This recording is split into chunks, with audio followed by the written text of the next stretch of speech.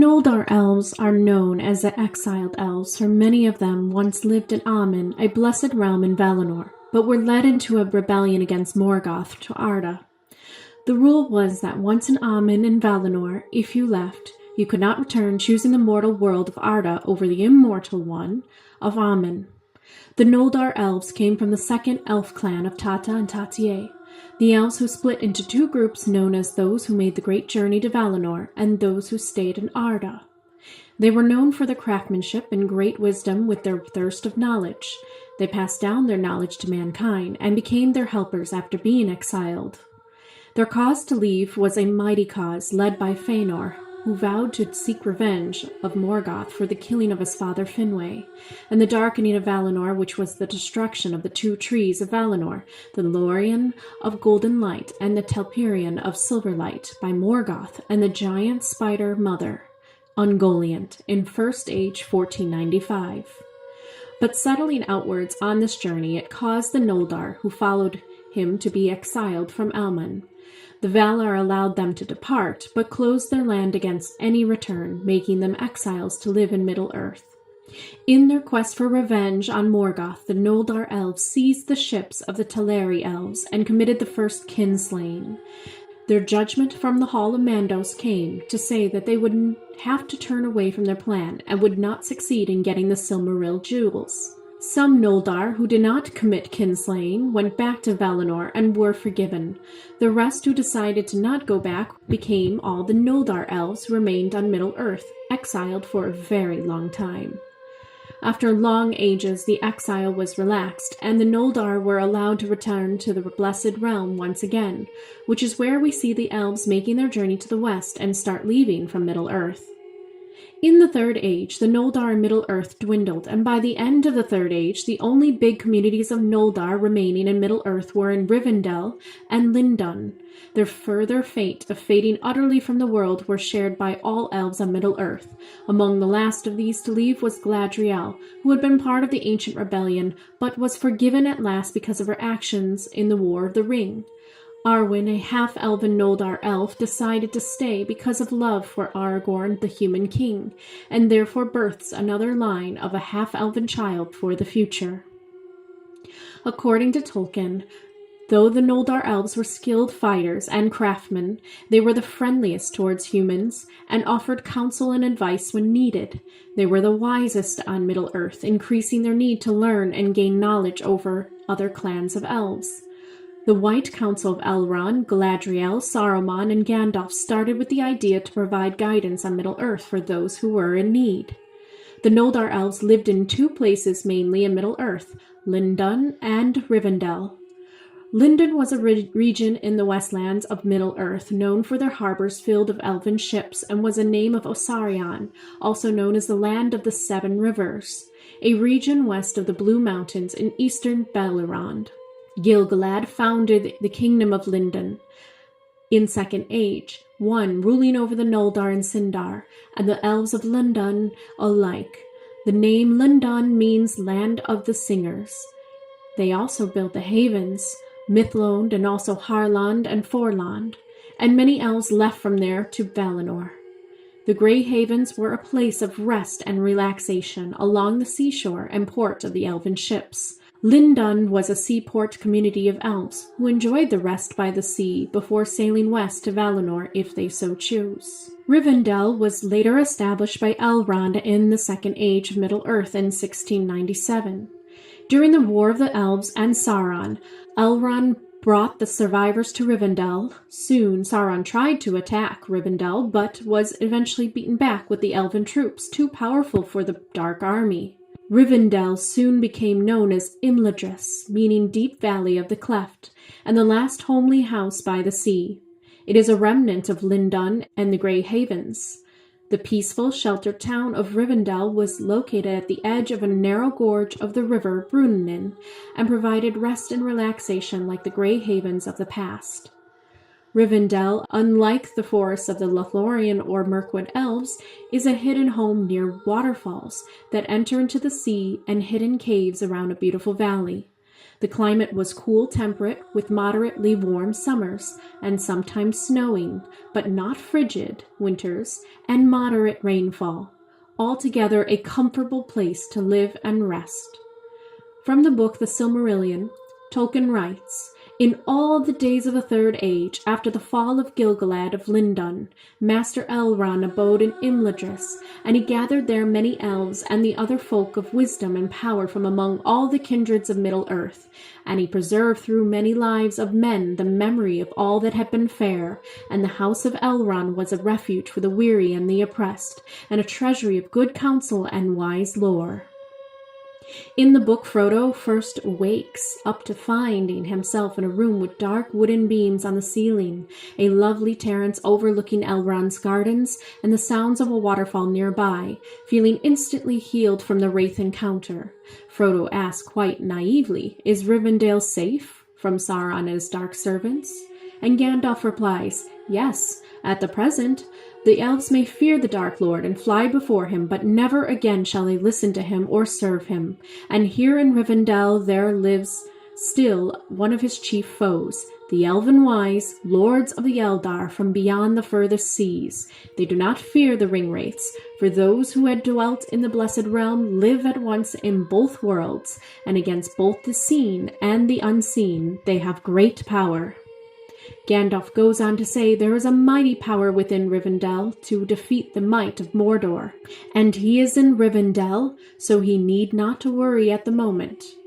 For, as Tolkien said, Elrond's house was perfect, whether you liked food or sleep or work or storytelling or singing or just sitting and thinking best, or a pleasant mixture of them all.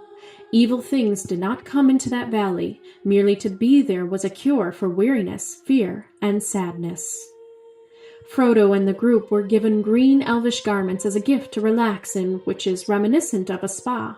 In many ways, Rivendell seems like you are living in one giant spa. Sam remarked to Frodo that the house was very peculiar, in that it was big and there was always more to discover, no knowing what you may find behind the corner. A bit of elven magic and craftsmanship went into the house that seems to be bigger than it looks from the outside, and house a whole town of elves within and around the grounds. The air around Rivendell is filled of soothing sounds of waterfalls, sweet scents of trees, flowers, and clean mountain air. Tolkien was inspired by the Swiss Alps within Switzerland for Rivendell, and there were many elves there, but the movie missed that there were also other types of guests of all sorts from Middle-earth, to suggest Rivendell was a welcoming bridge between different species who came there looking for a rest, and was visited by peoples of all races seeking sanctuary, healing, and the wisdom of Elrond. Not all Noldor Elves have dark hair, for Galadriel was a golden-haired one, and Glorfindel, who saved Frodo from the ring-wraiths in the book, was described as being tall and straight, his hair shining gold, his face fair and young and fearless, full of joy, his eyes were bright and keen, and his voice like music. On his brow sat wisdom, and in his hand strength. The face of Elrond was ageless, neither young nor old, though in it was written the memory of many things, both glad and sorrowful. His hair was dark as the shadows of twilight, and upon it sat a circlet of silver. His eyes were gray as clear as evening, and in them was a light like the light of the stars. Venerable he seemed as king crowned with many winters, and yet weary as a tired warrior in the fullness of his strength. He was the lord of Rivendell, mighty among both elves and men. Arwen, who was his only daughter, was described in the same manner, a fair elven maid whose braids of dark hair was touched by no frost. Her white arms and clear face was flawless and smooth, and the light of the stars were in her bright eyes, as gray as a cloudless night. Yet queenly she looked, and knowledge and thought were in her glance, as one who has known many things the years bring. Her hair was covered in a silver lace cap with gems glittering white, and her raiment had no ornament save a belt of leaves made in silver. Few mortals have seen her. She was in likeness of Luthien, who had come to earth again, according to her people.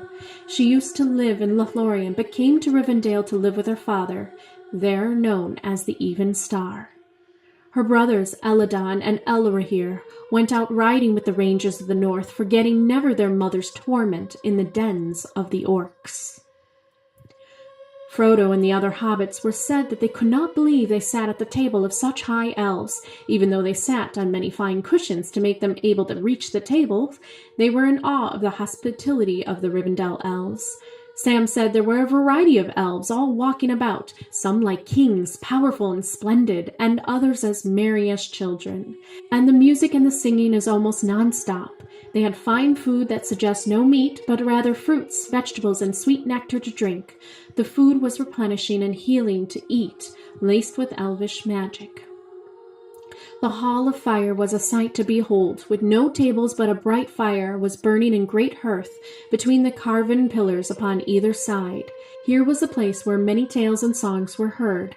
Fine and comfortable seats around the fire were there for people to go and sit for those who wish for peace and thought.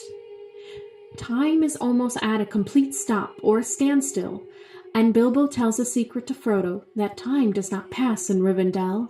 It just is, a remarkable place altogether. When Frodo was left to himself in the Hall of Fire, he was alone and forlorn, but soon his mind wandered to the melodies of the elvish music and instruments.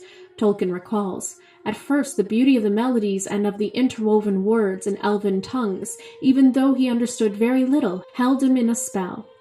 Almost it seemed that the words took shape, and visions of far lands and bright things he had never yet imagined opened out before him, and the firelit hall became like a golden mist above seas of foam that sighed upon the margins of the world. The enchantment became more dreamlike until he felt that an endless river of swelling gold and silver was flowing over him. Too multitudinous for its pattern to be comprehended, it became a throbbing air about him, and it drenched and drowned him, and swiftly he fell under its shining weight into a deep realm of sleep. This almost seems to suggest a slight glimmer in reflection to the Ainur spirits of Eru Ilúvatar, that were the thought forms that created the physical universe of Ea through their singing. Elves have a bit of Ainur within them, and it is apparent within their gift of song to weave melodies that create images and visions in those who listen to them. The Rivendell Forge was a small outpost within the Elrond Gardens, a place where the elven weapons and craft items are forged together, and where the elven sword of Narsil was reforged after the Council of Elrond meeting, to carry with Aragorn on the journey, gaining the new name Andúril, the Flame of the West. The Noldor Elves were known to be mighty fierce warriors who fought against the dark armies throughout the ages, but the refuge of these warriors, called Rivendell, held the power of the Vala Este within to relax and ease the mind of those who were in pain and suffering from the mortal world. But even Elrond himself said that Rivendell is a place of peace, relaxation, and learning of wisdom, not a stronghold of battle. Tolkien said, but such was the virtue of the land of Rivendell that soon all fear and anxiety were lifted from their minds. The future, good or ill, was not forgotten, but ceased to have any power over the present.